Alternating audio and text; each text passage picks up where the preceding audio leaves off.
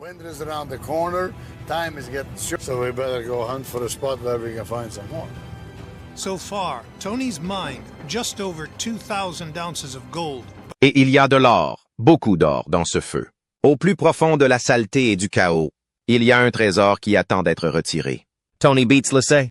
C'est pourquoi il a lancé les dés et a dépensé $800 pour une toute nouvelle usine de lavage. Un équipement sérieux, haut de gamme, état de l'art. Mais presque immédiatement, les choses ont déraillé. Le sol s'est transformé en soupe, une boue épaisse, collante et misérable. Les machines conçues pour mâcher la terre ont fini par être avalées entières. Et l'équipage? Regardez le baril d'un arrêt total avant même que la saison ne commence vraiment. Le stress monte. Le moral baisse. Mais ensuite, ça a frappé. Or, un or glorieux et scintillant. Quand il a finalement atteint la balance, ce n'était pas seulement une bonne récolte, c'était le plus grand nettoyage que Tony ait jamais fait. Plat de $800 en quelques jours. Cela a payé, et plus encore. Et maintenant? Maintenant. Les choses se réchauffent à nouveau. Rapid. Il ne s'agit pas seulement d'exploitation minière. Il s'agit d'une chasse au trésor, aux enjeux élevés et aux dangers réels enfouis dans la boue. Alors restez à l'écoute, car le prochain saut qu'ils creuseront pourrait découvrir bien plus que de l'or. Il pourrait révéler un secret enfoui depuis plus de 100 ans. Des sables mouvants aux salaires à 6 chiffres.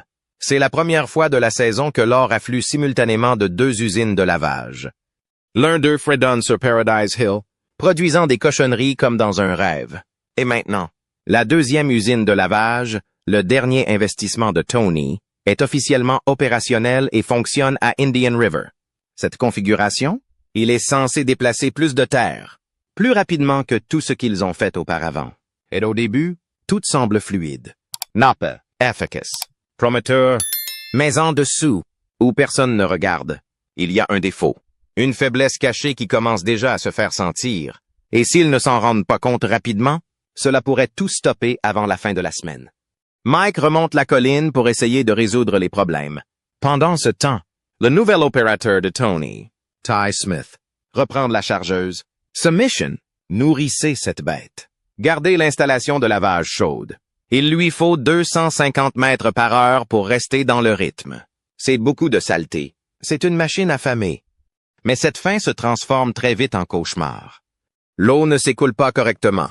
Au lieu de s'écouler, il s'accumule, s'infiltre dans le sol, transformant tout autour de la plante en marécage.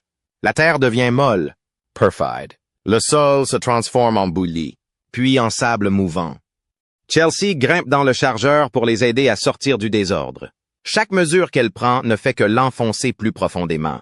Elle ne voit pas où elle va. Elle sent seulement le chargeur s'enliser sous elle. Le tampon de lavage s'est transformé en piège. L'eau commence à bouillonner là où elle ne devrait pas. Les flaques d'eau se transforment en lacs boueux. Elle coule. Cohen sait, et toute l'opération aussi. Alors, boum, firmer. L'usine entière s'arrête. C'est un début brutal pour une machine valant $1 million. Ce n'est pas le début qu'ils espéraient.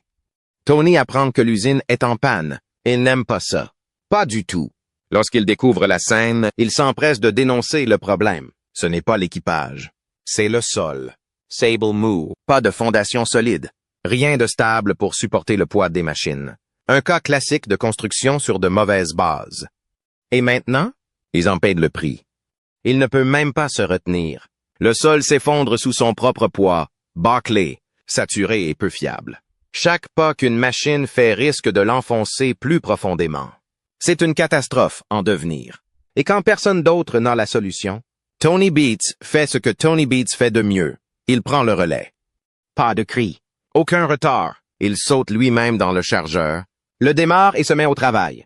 Il n'est pas là pour parler, il est là pour bouger. Avec une précision exercée, il commence à déposer d'épaisses et lourdes couches de résidus grossiers, des morceaux, de roches brisées et du gravier rugueux. Exactement ce dont ce gâchis de soupe a besoin. Il n'y va pas par fantaisie. Il ne veut pas être joli. Ce qu'il construit est simple, une plateforme surélevée et solide. Il fend le bout, élève les machines et canalise l'eau loin de la plateforme de travail, directement vers le bassin de décantation auquel elle appartient. C'est rapide, c'est brut et c'est efficace. En un rien de temps, Tony a tracé un chemin sec à travers ce qui ressemblait à un marécage il y a quelques minutes. Une bouée de sauvetage faite de roches et de boyaux. Enfin, quelque chose que les chargeurs peuvent parcourir sans sombrer à mi-chemin vers la Chine. C'est la solution. Juste là. Tony le fait de ses propres mains. Et maintenant? Maintenant. L'équipage est de retour aux affaires. Ils ont une piste stable sur laquelle courir. Ils peuvent ramasser les résidus, transporter les saletés et rester en dehors de la boue. L'opération recommence à respirer. C'est ainsi que la plante reprend vie. Les pompes bourdonnent. Les courroies tournent. L'eau s'engouffre et la terre recommence à couler. Il est temps d'y aller. Mais cette seconde chance n'est pas bon marché. Et elle n'a certainement pas été facile. Le pari de Tony, son risque de 800 $, n'est pas seulement remis sur les rails. Cela gagne du terrain. Mais il le sait mieux que quiconque. L'élan ne sert à rien si l'on ne garde pas le contrôle. Alors il intervient. Surveille de près chaque mouvement.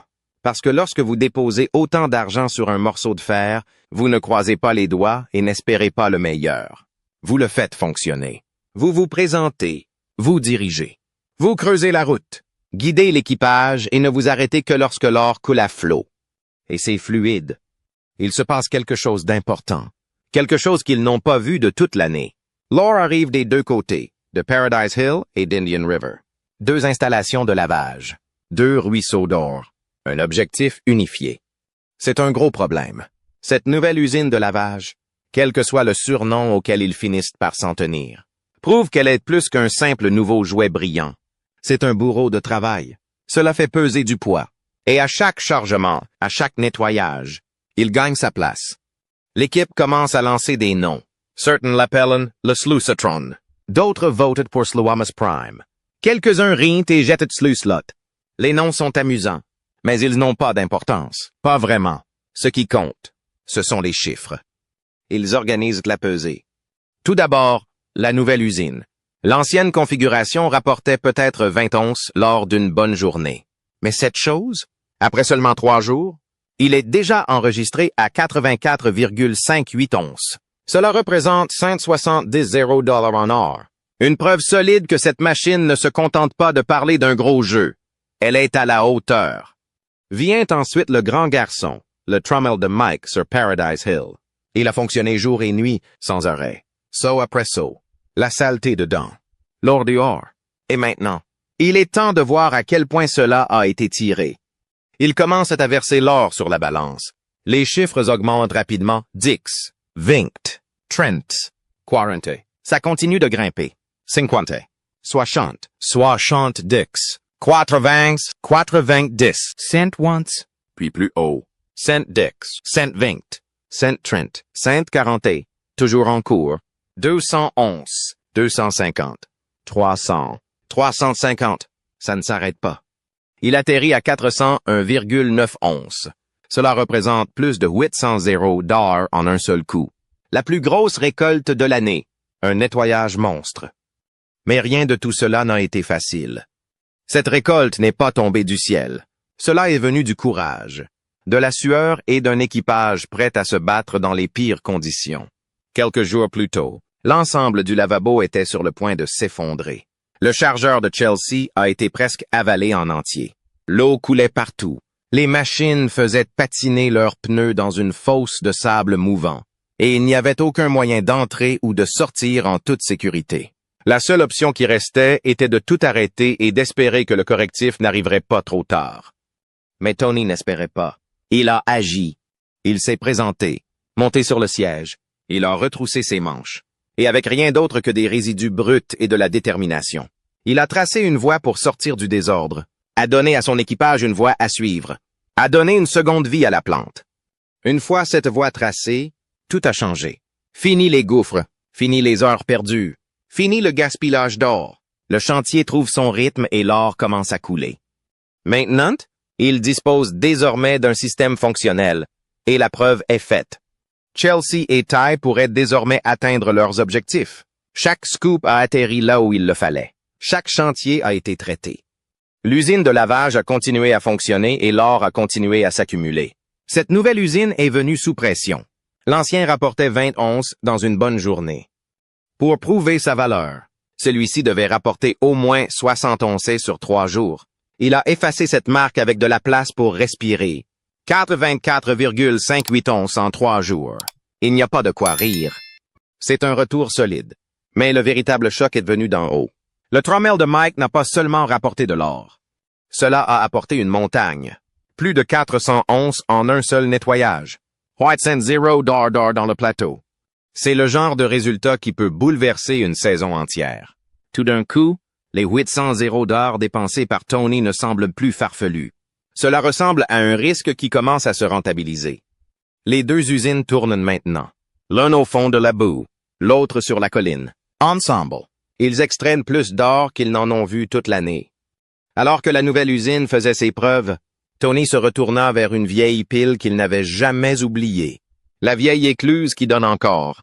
Tony Beats était à nouveau à la recherche de l'or. Mais cette fois, il ne s'adonnait pas à de nouveaux terrains.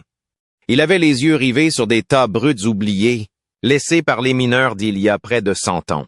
Le genre de tas de terre auquel personne ne prêtait attention. La plupart des gens passeraient devant sans un deuxième regard. Mais lui, il a repéré une opportunité de retirer de l'argent des restes.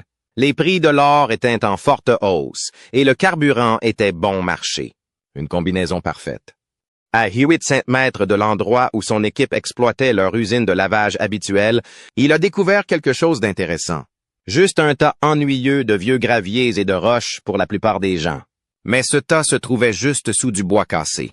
Vestiges d'une ancienne écluse. À l'époque, les mineurs construisaient de longues caisses en bois pour laver leur or. Ils ont utilisé de l'eau et de la gravité et peut-être une prière ou deux en espérant que de l'or resterait. Le matériel était rude. Pas grand-chose de plus que des planches clouées ensemble et quelques outils rouillés. Ces mineurs n'ont récupéré que ce qui restait dans la caisse en bois. Le reste? Autant en emporte l'eau. Et à l'époque, il y avait tellement d'or dans la terre qu'en perdre la moitié ne leur faisait même pas mal aux poches. Mais tout cet or restant, toujours là, enfoui dans les déchets, c'est ce qu'il recherchait. Il a demandé à Kevin et Monica d'examiner la situation.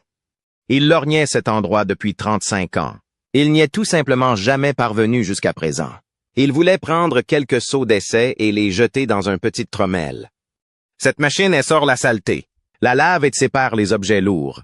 Ils ont rassemblé un petit échantillon. Monica a rempli les seaux, les a jetés dans le trommel et a envoyé les morceaux lourds jusqu'à la salle d'or.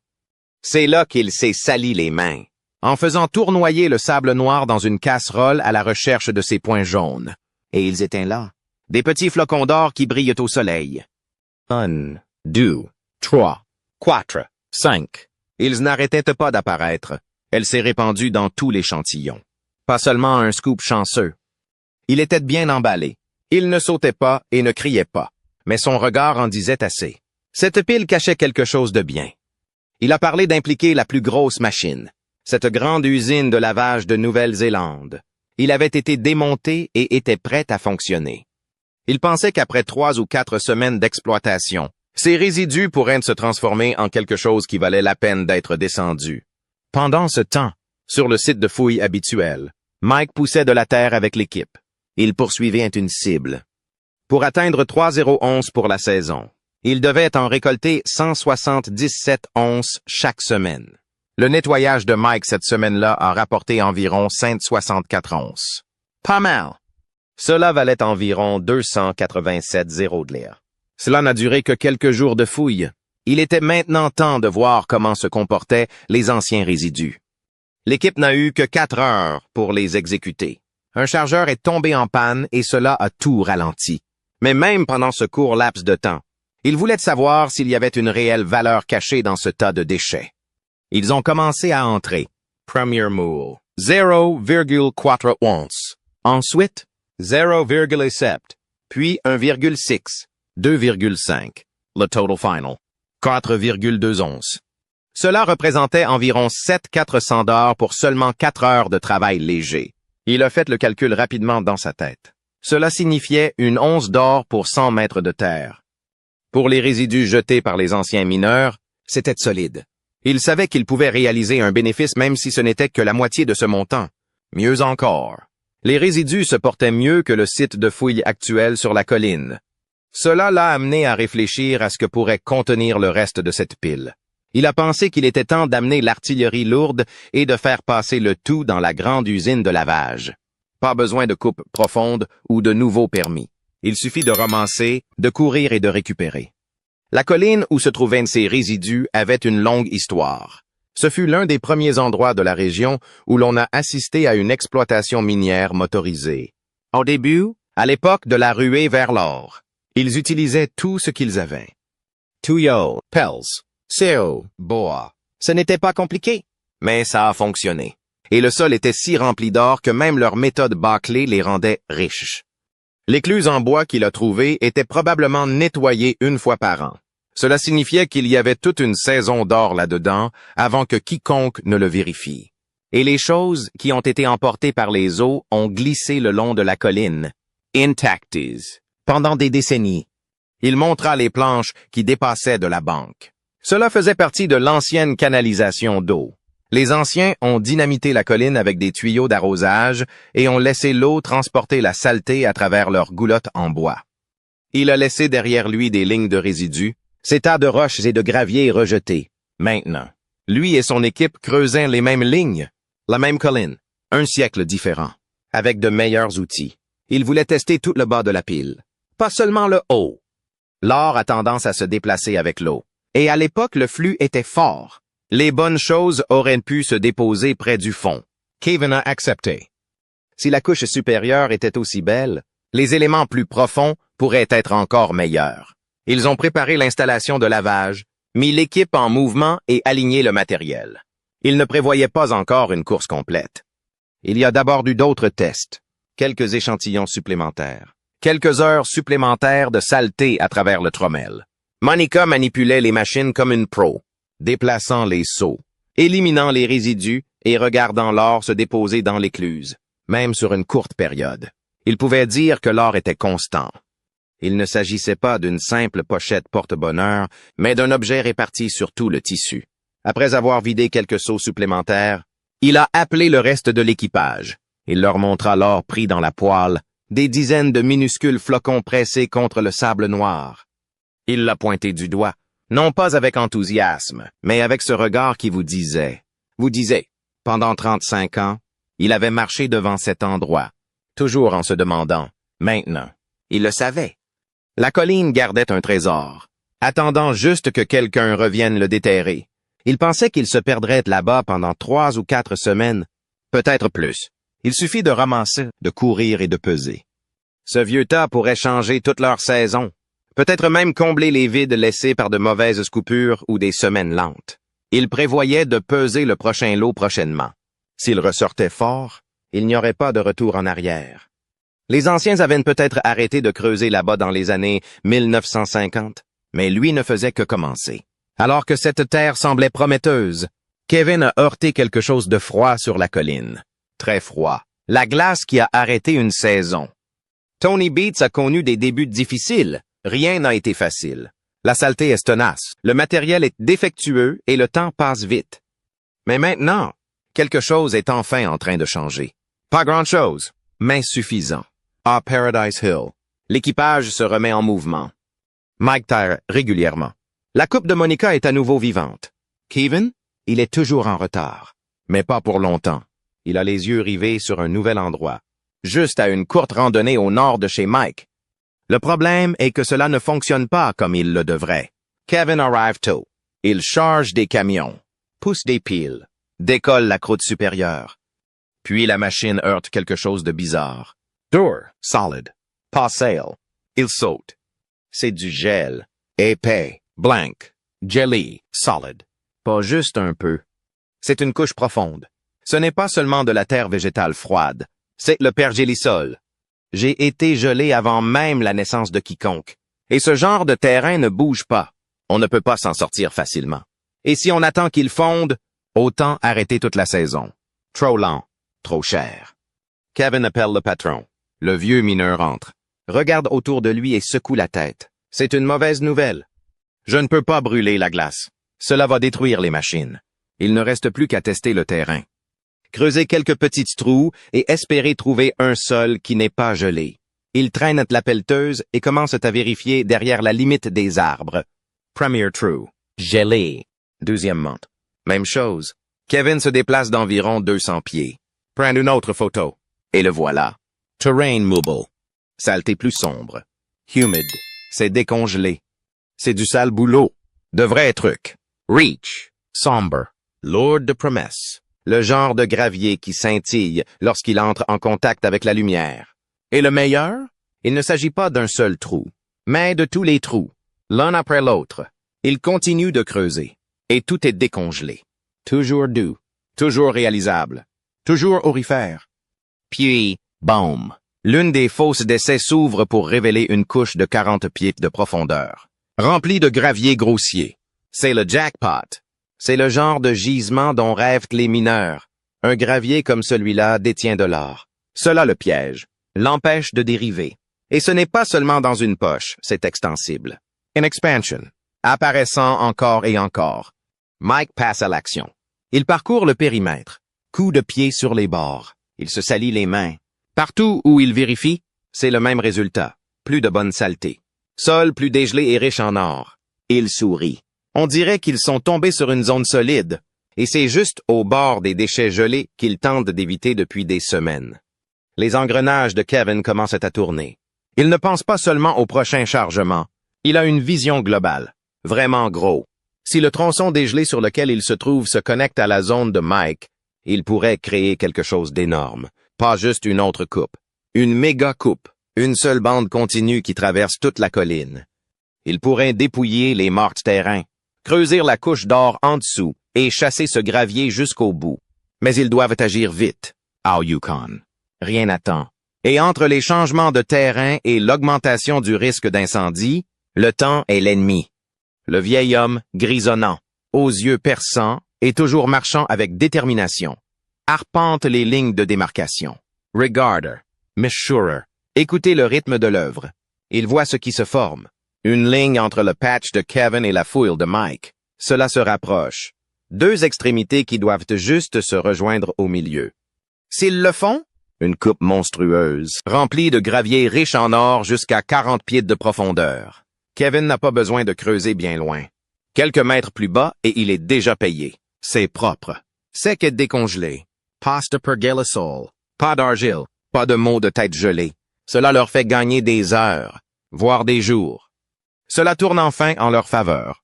Puis, comme un coup de poing dans le ventre, le temps change. Rapide. Les cieux s'assombrissent. Une épaisse couche de fumée étouffante arrive. Des incendies. Encore. Au loin.